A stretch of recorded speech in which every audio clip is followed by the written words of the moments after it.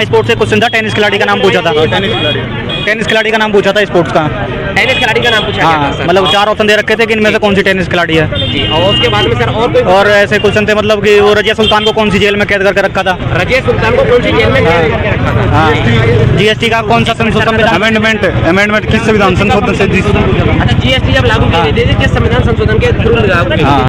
और मैथ भी हार्ड थी बट रीजनिंग और इंग्लिश बहुत ईजी थी। और बजट से आ रहा है क्वेश्चन और तुम्हारा 2-3 क्वेश्चन पॉलिटी से थे और उससे साइंस से थे, वो 2 क्वेश्चन थे केमिस्ट्री से और फिजिक्स से कोई क्वेश्चन नहीं था और मैथ्स के कुछ क्वेश्चन तो बहुत ही ज़्यादा इजी थे। जी और तुम्हारा जीएस में मतलब ये था कि 9-10 क्वेश्चन करने के बाद में आपको ये लगेगा नहीं कि आप क्वेश्चन कुछ कर पाओगे अब। और मैथ भी हार्ड थी बट रीजनिंग और इंग्लिश बहुत ईजी थी। मैम हम लोग बात करें आज कितना अटेम्प्ट कर पाए, स्टैंडर्ड कैसा लगा पेपर का? स्टैंडर्ड तो मीडियम ही था और अटेंड मैंने 80 to 84 के आसपास करे हैं। और मैम सबसे पहला क्वेश्चन है, अपने टाइम को मैनेज कैसे किया और आने वाले स्टूडेंट कैसे कर सकते हैं आपके अकॉर्डिंग?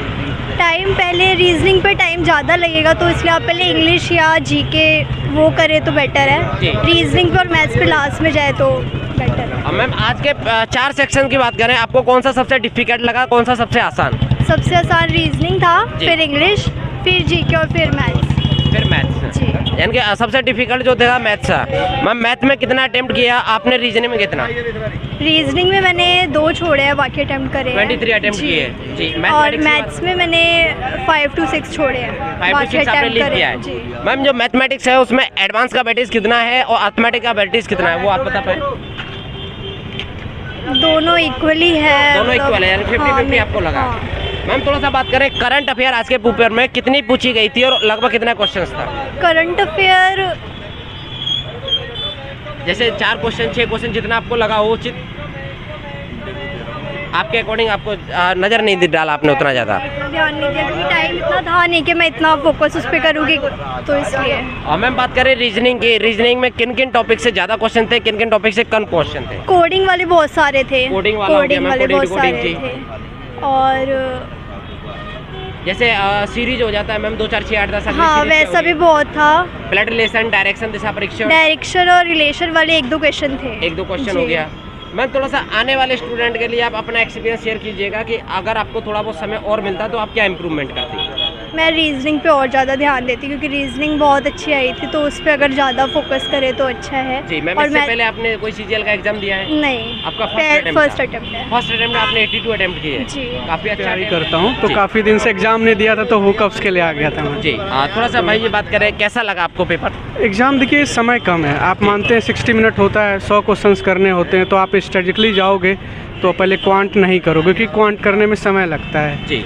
तो मैंने सबसे पहले तो अपना जनरल अवेयरनेस से स्टार्ट किया, उसके बाद इंग्लिश से स्टार्ट किया, उसके बाद बाकी की चीज़ों को स्टार्ट किया तो मतलब 20-25 क्वेश्चन छूट ही जाते हैं, समय बहुत कम रहता है। हाँ सर, थोड़ा सा बात करें थोड़ा जीएस वाला स्टैंडर्ड हम आपसे ज़रूर पूछना चाहेंगे, जीएस में कैसे क्वेश्चंस थे और थोड़ा सा वो आप डिफाइन कर पाएँ? करंट अफेयर का थोड़ा ज़्यादा था, 25 क्वेश्चन टोटल होते हैं, उसमें से करंट अफेयर मुझे लगता है 10 से 12 करंट अफेयर होंगे। 10 से 12। और जो कन्वेंशनल एरिया से क्वेश्चंस बहुत ही कम थे, 1-2 क्वेश्चन हिस्ट्री से थे, इकोनॉमिक्स से ना के बराबर ही था। जी अब भाई जी बात करें जैसे पॉलिटी वाला सेक्शन है हमारा, आर्टिकल हो जाते हैं, अमेंडमेंट हो जाते हैं, वहाँ से कैसा क्वेश्चन पुटअप किया था, आप एक्चुअल क्वेश्चन बता सकते हैं? यस बता सकता हूँ। एक एनसीबीसी से पूछा था, आर्टिकल 338 के आस जो आता है, और उसका जीएसटी का कौन से अमेंडमेंट हुआ था उससे रिलेटेड क्वेश्चन, 2 क्वेश्चन पॉलिटी से था। भाई जी हमारे बजट की बात करें, आज बजट से कोई क्वेश्चन पुटअप किया हाँ, था? बजट से एज सच बजट से नहीं था, लेकिन 2020 में जो आत्मनिर्भर भारत के लिए जो जितने अमाउंट दिए गए थे उससे रिलेटेड क्वेश्चंस दिए गए थे कि सर मैं थोड़ा सा बात करूं, आपका मानना क्या, आप भी आ जाइए साथ में, कोई दिक्कत नहीं भाई हैं। और सबसे पहले सर अटेम्प्ट आपका 53 थे आपके? 53 नहीं थे, मेरे अटेम्प्ट 68 के आसपास। 68 आपने अटेम्प्ट किया था, आ जाइए साथ में। आपने सर कितना अटेम्प्ट किया? 78 भाई ने किया 78 सर आपने 82 सर आपने? भाई मैंने 71 करे हैं और जिसका मतलब सिलेक्शन होना है 60 नंबर पे सिलेक्शन है, जिन्हें 60 अटैम्प्ट करे हैं, ऐसी नीति सर। जी। पेपर बड़ा मुश्किल पेपर था और भाई जो सा बालक ने समझदारी तय 60 अटैम्प्ट कर दिए नहीं, 60-65% नंबर, तो उसका सिलेक्शन है भाई। अर्जुन से दोबारा आऊंगा भाई जी। सर थोड़ा सा पेपर का ओवरव्यू आप बताइएगा। ओवरव्यू भाई ये है कि जीएस जो है, जीएस में 9-10 क्वेश्चन ही करने आए हैं। 9-10 क्वेश्चन से ज़्यादा आप कर रहे हो तो बिल्कुल एकदम आप ब्लाइंड खेल रहे हो। जी ठीक है, उसके बाद में आप मैथ में कर सकते हो 22 क्वेश्चन, जी और रीजनिंग में कर सकते हो आप 22 क्वेश्चन, जी और इंग्लिश में आप 25 के 25 कर ही दोगे। इंग्लिश बहुत ईजी है, और मैथ में लगभग हो रहा है अपना 22 क्वेश्चन आराम से हो रहे हैं, बाद बाकी टाइम इतना बच नहीं रहा, और रीजनिंग में हो रहा है अपना 22 क्वेश्चन। जीएस ऐसी आ रही है कि आपको पता हो तो ठीक है, नहीं पता हो तो निकलो।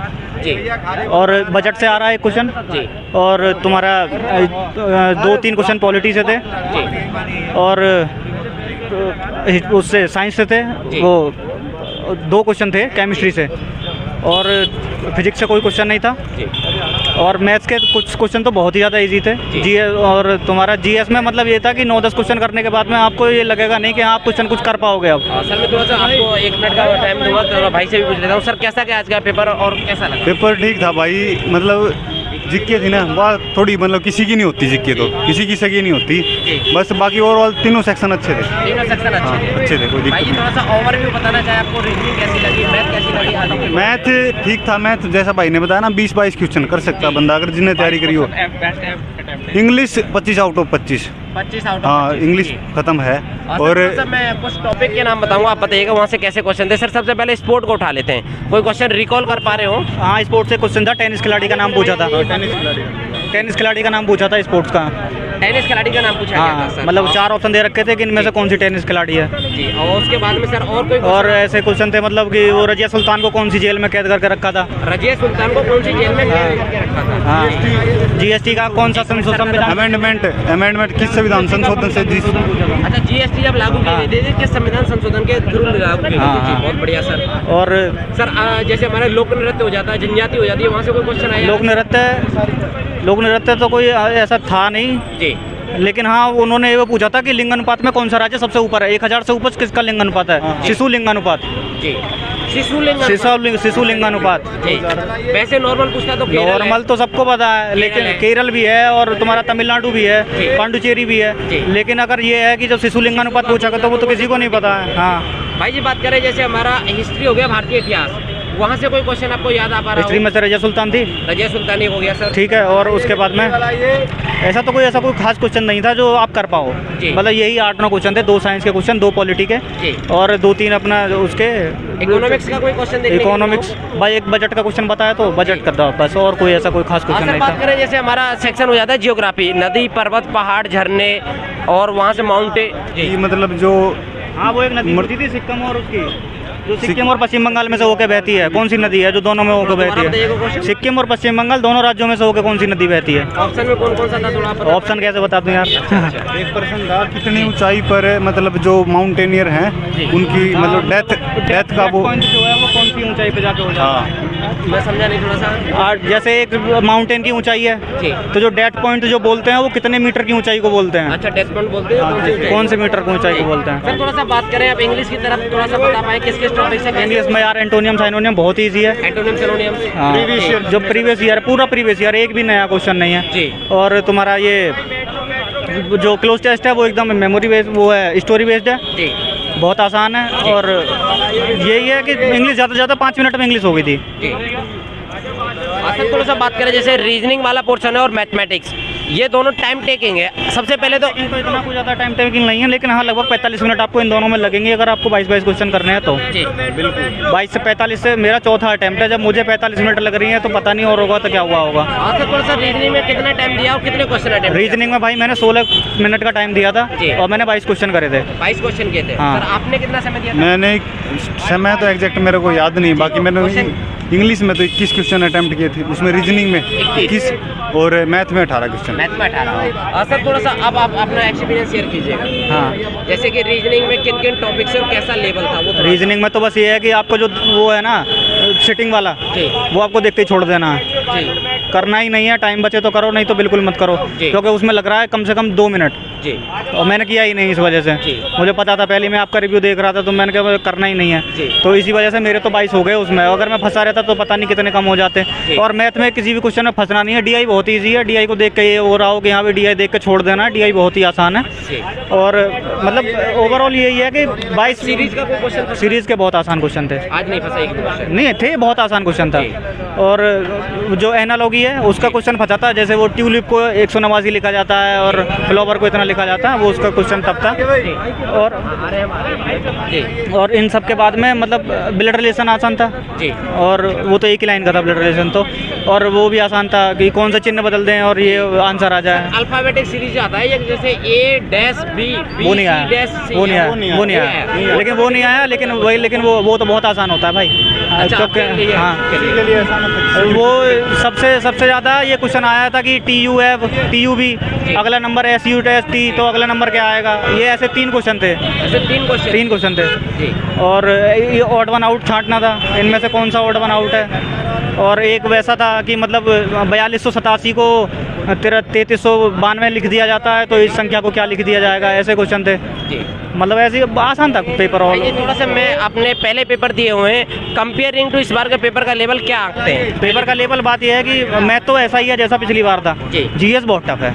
जीएस बहुत टफ है, हाँ, जीएस का स्टैंडर्ड बढ़ा दिया गया एक तरह। जीएस का स्टैंडर्ड तो ये तो बढ़ाना तो एक होता है, डबल करना एक अलग होता है। अच्छा, डबल कर दिया। पिछली बार मैंने 17 क्वेश्चन करे थे।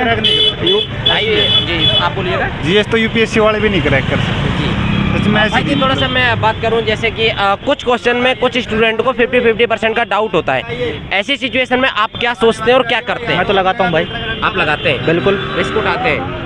रिस्क सबसे बड़ी बात तो यह है कि 2 ऑप्शन तो आपको पता ही होगा कि बिल्कुल नहीं है। आपने 2 ऑप्शन जब आपको पता है कि हैं जी, तो लगाना चाहिए ना, रिस्क लो। अगर पॉजिटिव आ गया तो तुम्हारा बल्ले बल्ले, नहीं तो तुम्हारा जाएगा क्या, 0.5 भी तो जाएगा। जी, और मान लो तुमने 2 क्वेश्चन पे सही लगाया, 2 के 2 सही हो गए, 4 नंबर हो गए। जी, और आजकल कट ऑफ जा ही रही है, आसमान पर रही है। भाई जी हम लोग बात करें, जैसे कुछ टीचर्स का ये कहना है कि 10 डेज में स्ट्रेटजी में आपका CGL क्रैक, पेपर का लेवल वाकई में ऐसा है कि 10 दिन में किसी से पढ़ा लो, किसी अध्यापक से क्रैक हो जाएगा? जो अध्यापक ऐसा कह रहे हैं ना, वो खुद ना क्रैक कर पाएंगे। कौन सा अध्यापक कह रहा है बताओ? कौन? यानी कि स्टैंडर्ड एक तरह से काफी हाई है। जो अध्यापक कहते हैं ना, उनका खुद क्लियर नहीं है यार। यानी कि CGL तो काफी बहुत पहुंची हुई चीज है। CGL है वो, ये MTS क्लियर नहीं हो रहा आजकल लोगों पे। जी, भाई जी थोड़ा सा एक पर्सनली क्वेश्चन रहेगा, आपने इससे पहले अटेम्प्ट दिया है, असफलता रीजन है? सबसे बड़ा रीजन कैटेगरी है जी, EWS बनवा नहीं सकते, जर्नल से फाइट करो मर जाओ जी, तो कट ऑफ जाती है 160, 150, 158। जी, भाई जी भाई ने एक मुद्दा दिया कि उनका जो असफलता का एक रीजन था वो